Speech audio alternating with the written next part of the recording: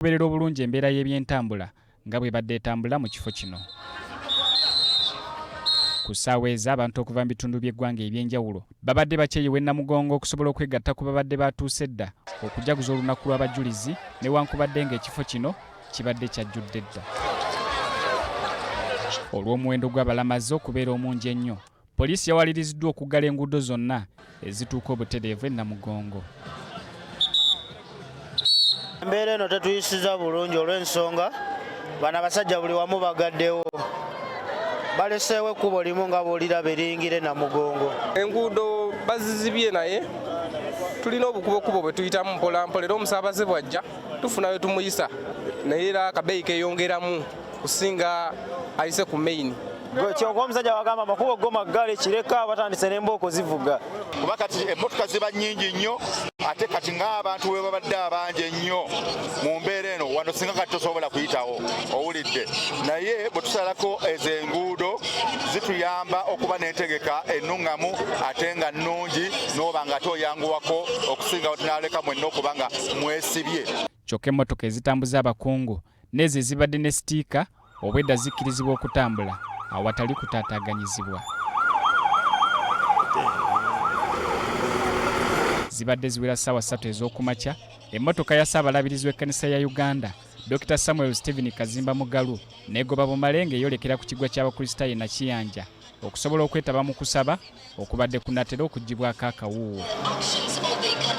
B'abakozi n'ababaka ba Paalamenti batambulidde mu mmotoka ekika kya bbaasi ezaateereddwawo okubatuusa e Namugongo. Kirungi leero ku makya tetunnawulirayo kabenje konna abalamazi tetunnafunayo nga ku makya ga leero okutuuka ku ssaawa eno. N'olwekyo ffe tukyali basanyufu kubanga entambula ekyagenda nga bwe tugipulaninze.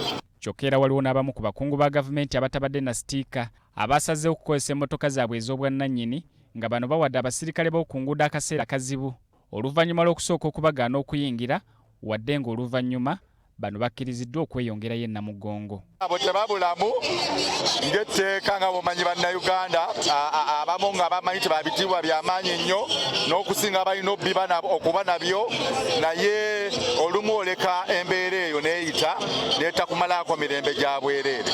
Waliwo n'abalamazi abamu abasazeewo okukozesa entambula eya boodabooda.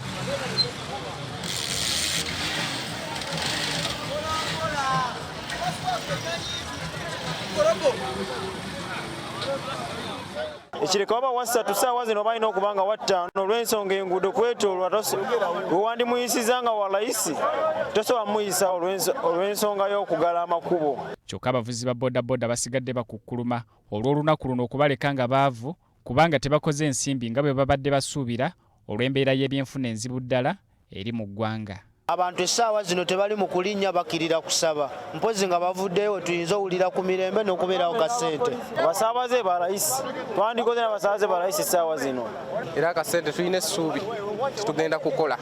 Bitambudde bubi kuba sisobola kwenyumirizamu nti olunaku lulungi y'embeera yombi.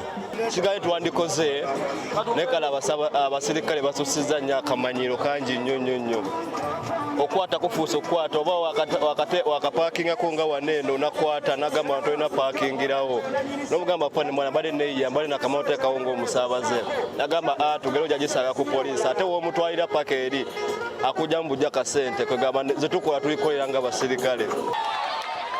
Wadde nga abalamazi okuva mu bitundu by'eggwanga ebyenjawulo basobodde bulungi okutambuza ebigere okutuuka ku kigo ky'abajulizi wano e Namugongo ne Nakiyanja, waliwo ate abakulu mu gavumenti abasazeewo okusiiwuka empisa nga bano bagezezaako okumenya ebiragiro ebyateekeddwaho poliisi eyabe ku nguudo.